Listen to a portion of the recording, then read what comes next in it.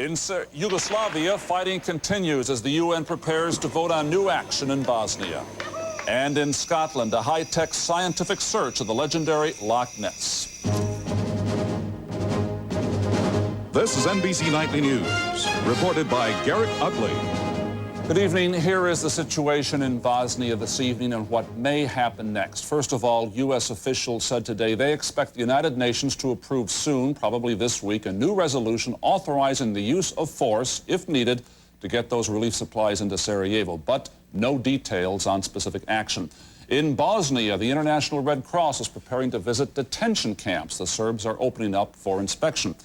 Now, the clearly stated goal of Serbs is to drive other groups from their homes and homeland to create ethnically pure areas. And Martin Fletcher shows us now what's happening. The headlines of genocide and Nazi-style concentration camps hide the real story: the forced dispersal of an entire religious group, the Muslims of Bosnia. Families broken up, children with nowhere to turn. This is the camp that started the tales of genocide. The skinny, underfed Muslims and Croatians have been taken away now to a military camp away from the prying press. The International Red Cross has been told it can visit all the camps and is drawing up a schedule. The Serbs say there are no concentration camps, just detention centers. Wherever the Red Cross will go now, they'll find food: steaming bean soup full of proteins, rows and rows of bread, valuable carbohydrates, sacks of grain, even grudging approval from inmates like this half-Canadian Croatian fighter. I have no complaints. The food is adequate. We get milk twice a day sometimes. Rather too late, the Serb propaganda machine has lurched into gear. This is not concentration lager. The Serb Red Cross denies all talk of concentration camps and torture and killings. But the rows and rows of grim faces tell the real story, that in war, life is tough for the prisoners. And sometimes even worse for those free to go. These are some of the hundreds of thousands of Muslims whose homes have been stolen by the Serbs. This is what they call here ethnic cleansing. That's Serb speak for forcing the Muslims out of their homes, telling them to leave and never come back again.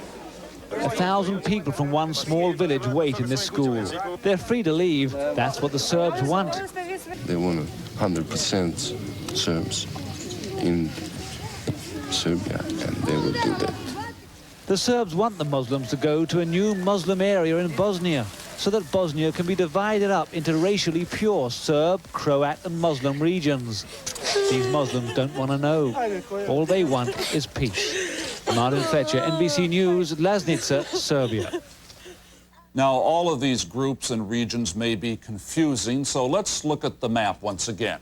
The Serbs are not only in Serbia, but also live across the border in Bosnia, and now occupy more than half of that country. In effect, they are creating a larger Serbia. Many of the Muslims and others driven from their homes in Bosnia have now fled to Croatia, from where they hope to move on to Germany or anywhere to get away from the war. Rick Davis met some of them in Croatia. In the last few weeks, a few hundred of these Bosnian Muslims have boarded these buses at the border town of Karlovac. The eventual destination, Germany. There, the only certainty is another refugee camp. But for these people, even that is better than what they have here. Germany is the hope of this family. For the past 12 days, home has been a bit of land under a tree. On May 11th, their village was destroyed, shelled by Serbian troops from the surrounding hills. Sala Fazlic remembers. It was nice that people were on the farm working, you know, we are farming village, you know, and everybody was busy. So at once they started firing and people rushed into houses, into cellars to get shelter the first day. But it lasted all night and whole day until late afternoon next day. We hadn't had guns or ammunition. No one fired any bullets against them. And it never happened. The destruction of the village began a 3-month forced journey. They walked carrying their children and a few possessions. When they stopped, they were told to move on, ordered to board buses and to pay for transportation to places where they were told to move on again. What they did to Muslims, they did to Catholics too. You have young people in this group. What is in their future now? What future do they have? At the moment, we have no future at all because our whole republic is overtaken by enemy forces. Often during these past days, Sala Fazlic walks along the river and looks south to what was once his Bosnia. I feel very sad because I can't go over there. I would like to go where I come from. Rick Davis, NBC News, Karlovac. And the war news from Bosnia today. The biggest town in eastern Bosnia, still in Muslim hands, is Gorazd. It's surrounded by Serbian forces, and there was more heavy fighting again overnight there.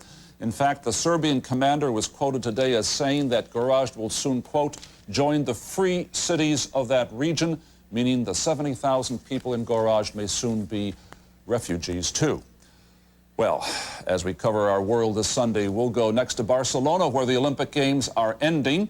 And on Focus this evening, the story of a whistleblower and a nuclear plant where he used to work. Shut off off-site power. Other news today in Baghdad, UN inspectors were back at work and there were no confrontations with the Iraqi government there. The team would not disclose which sites were visited or what was found. They are looking for documents or equipment related to weapons, especially Scud missiles. Iraq has said it will not permit inspection of its government ministry buildings.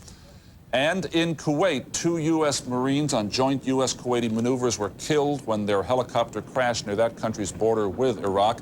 It was the first fatal accident in the war games, which began last week and are to continue for a month. Back in this country now, and the danger of earthquakes in Southern California. There was another small rumble yesterday, no damage or injury, or at least none serious enough to be reported. But there is increased seismic activity, and that is causing concern. Scientists say they're now going to recalculate the odds for the big one hitting Los Angeles. Here's George Lewis. First aid supplies are here. Leon Miller sells earthquake preparedness kits from the back of his pickup truck.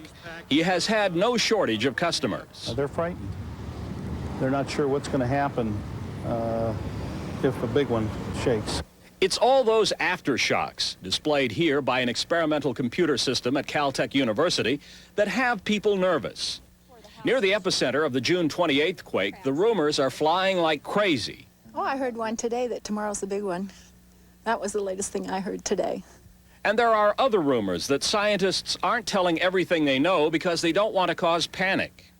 The truth is that for all their expertise and all their equipment for measuring the movement of the Earth, scientists do not have a way of predicting earthquakes. They don't know when or where they'll strike or how intense they'll be. Dr. Sue Huff of the U.S. Geological Survey has been monitoring some unusual activity close to California's major fault, the San Andreas. 2 weeks ago, there was a 4.7 aftershock near the fault's southern end, and that quake generated its own aftershocks. In my mind, they're not just typical aftershocks. They're way at the southern end of the sequence. In fact, the aftershocks have come down further than the earthquake ruptured, the Landers earthquake. That fits into a pattern that some people have shown is more likely to mean that it's an event that's going to be followed by something else bigger. Now, we don't know. It's not a certainty by any means. She says this is cause for concern, not panic, that it does not necessarily mean the big one is imminent.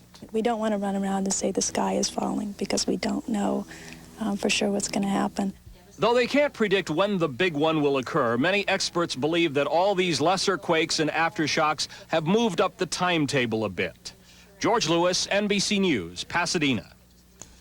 The biggest Olympics in history becomes part of history tonight. Barcelona 92 will be replaced by Atlanta 96. For those who count the medals, here's how it turned out. The unified team, that's the former Soviet Union, finished first. The United States second. The total's 112 to 108. Germany came in third. Deborah Roberts joins us now from Barcelona. Good evening, Deborah. Good evening, Garrick. Barcelona has spent 16 glorious days basking in the international spotlight while hosting some of the most inspirational Olympic moments ever. The drama was there from beginning to end. Who would have guessed that Carl Lewis, at the advanced age of 31, would win gold medal number 8? He helped shatter a world record on the men's relay team and proved his dominance yet again in the long jump. It means a lot to me. It was probably ranks up there close with the first one because it was a difficult competition. And what about Pablo Morales, the retired silver medalist who came back and claimed the gold for the U.S. at 27? And then there were the upsets. American decathlete Dave Johnson, favored for a gold medal and the star of a multi-million-dollar ad campaign, twisted his ankle and finished third. The bronze medal represents an incredible achievement to me of going through a lot of pain. Imagine Sergei Bubka's pain. The Ukrainian world record pole vaulter never cleared his way to the finals. And neither did Kim Zmeskal, America's pint-sized hope for gold in gymnastics. But no medal can replace courage. Britain's Derek Redmond pulled a hamstring, yet finished the 400-meter race with his father's help. And Gail Devers overpowered a life-threatening thyroid disease to claim the 100-meter race. Leading in the 100-meter hurdles, she fell. It just wasn't meant to be. Obviously, you know. I can't say that I gave it 110% effort. Devers' loss became a victory for Greece. Paraskevi Patalidou took home her country's first gold medal in 80 years. There were plenty of bright moments during the games, but no one superstar, except maybe for the American Dream Team. There was lots of glory to go around. Host Spain pocketed 13 gold medals, the country's most ever. And it was an impressive last hurrah for the unified team from the former Soviet Union. The largest Olympic Games ever, full of moments we'll always remember. It's all history now. Barcelona is saying goodbye to the Olympic Games with an elaborate closing ceremony. It'll be carried later tonight on NBC. Garrick? Thanks, Deborah. And another world's record was set in Spain today, according to the Guinness Book of Records, not at the Olympics, but at the World's Fair in Seville. A 30-year-old Canadian, Scott Killen, shook the hands of 25,289 people in an 8-hour period ending early this morning. When it was over, he was happy, but his hands were blistered. On Focus this evening, we look at a special kind of person in our society, the whistleblower, someone who sees something wrong being done and speaks up. When it happens in government or in business, it can bring risks and retribution. And we have now the story of one man who lost his job when he blew the whistle. Here's Linda Vester. Let's start with the 20th. This is the first one. Alan Mosbaugh is a former manager at the Vogtle nuclear plant in Waynesboro, Georgia. He says he has proof certain officials from Vogtle and its parent company, Georgia Power, lied to the Nuclear Regulatory Commission. His story involves an accident at the plant on March 20th, 1990. And what happened here? A truck backed into a pole and shut off off-site power to Unit 1. That caused a blackout. Engineers tried to restore power through 2 backup diesel generators, but one of them was offline for maintenance. The second one started, but then tripped. It took 36 minutes to restore power. There was no immediate danger, but the incident focused attention on a different problem, the diesel generator. Why didn't it start or stay on? The next day, engineers began testing both generators. In the course of starting them after the site area emergency, failures continued to occur. Mosbaugh says there are control logs that document the failures. For example, March 22nd. The logs say one generator tripped, shut down. The next day, it tripped again. Yet Georgia Power, in an April 9th letter asking the NRC for permission to return the plant to full power, claimed no problems have occurred during any of these starts of the diesel generators. Mosbaugh's reaction? Yes, I believe plant management knew there had been both problems and failures. Georgia Power refused our request for an on-camera interview on all of this. But in a written statement, the company said it never attempted to mislead the NRC with regard to any aspect of the incident. Alan Mosbaugh says he can prove that Georgia Power did intend to mislead. The evidence? The secretly recorded tape of a telephone conference call involving senior management of the plant and of Georgia Power. Mosbaugh says he was on the call from an office at the plant. Let's see, what other question have we got? We got the start thing straightened out. The other question we had, Bill, was we got the start, so we didn't have no trips. No, not. It's the thing. What else did we have? Mosbaugh claims his recording was made on April 19th.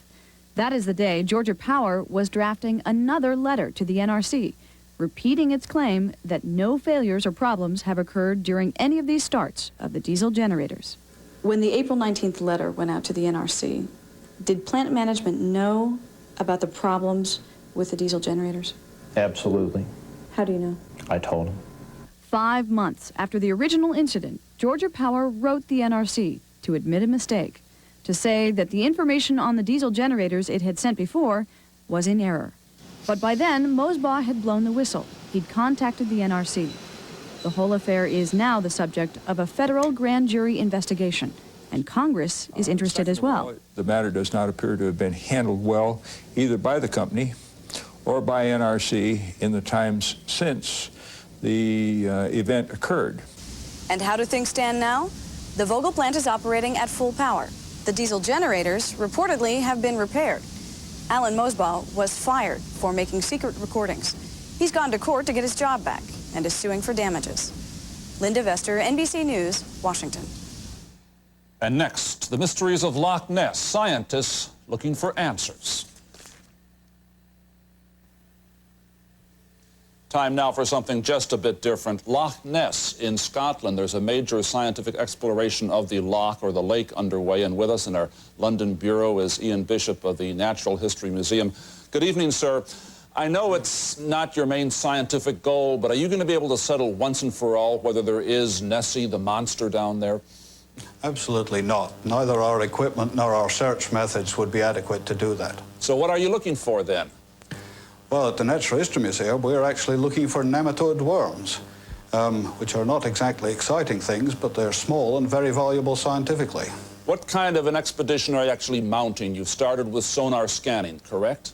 Sure. Project Urquhart started with a sonar scan as phase 1 in order to give the ecologists and the other scientists real good hard physical data about the shape, depth of the loch and so on. And what are you finding? That it's, what, 700 feet deep? Yeah, it's very deep, very sheer-sided, very low in nutrients, and as far as we can find, relatively unpolluted. Loch Ness is something that many people are aware of as a name, but we don't really have a visual image of what it is. Tell us a bit about the loch.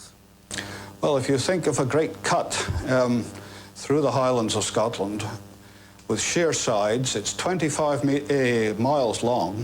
It's only a mile wide, but it's very, very deep, and it's just like a great slash across through the mountains. And what attracted you to it to go down and explore it? Well, partly because it is unique, certainly in Britain. It's the largest body of fresh water in Britain. It is, as we say, relatively unpolluted. And it seems silly that we know absolutely nothing about what goes on down there. Isn't it rather ironic scientifically to be looking at these worms, these tiny little creatures, and everybody else wants to know about this enormous Nessie which might be there? These animals are very important to us because of their nature and the way they live and the fact that they are found all over the world. Now, as this expedition continues, the exploration continues over the coming years, you are going to get inevitably questions about the legend of the monster. It goes back to the year 565 when an Irish priest first reported seeing one. You say with your equipment you can't settle this question. What would it take to settle it? People are waiting. We want to know. Well, an old friend of mine once said that the only way to settle is to pull the plug out. Let's drain the thing. But that would take rather more technology than we have available. And finally, when you're done with all your sonar scanning, your scientific exploration, what are you going to say to those people who really want to believe that there is a monster still down there? They have that privilege. Ian Bishop of the Natural History Museum in London, thank you very much. It's a pleasure. And we'll be back with more news in just a moment. Looking ahead now to the coming week, one story to watch is the Middle East and the United States. For example, in Israel today, the new government took a major step. It said it will legalize contacts between Israelis and the Palestine Liberation Organization. Israel is showing new flexibility in solving its conflict with Arab neighbors. And tomorrow, the new Israeli Prime Minister, Yitzhak Rabin, will meet with President Bush in Kennebunkport. Israel has been seeking loan guarantees from the United States, and now it's expected it will get them. Well, President Bush had been hoping to spend a long, leisurely vacation in Kennebunkport, but politics and polls have changed that. Pictures of the president at play are not exactly politically correct this summer. Tom Pettit shows us what the president has been doing. So far, this is what President Bush has done on his summer vacation. First of all, he cut it from 3 weeks to a long weekend. Preoccupied with foreign policy, he did not want to appear frivolous in Kennebunkport.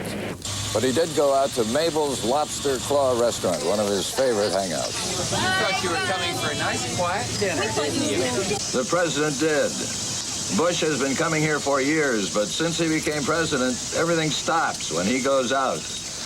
Today, when he went to St. Anne's Episcopal Church, the White House press corps was on the job.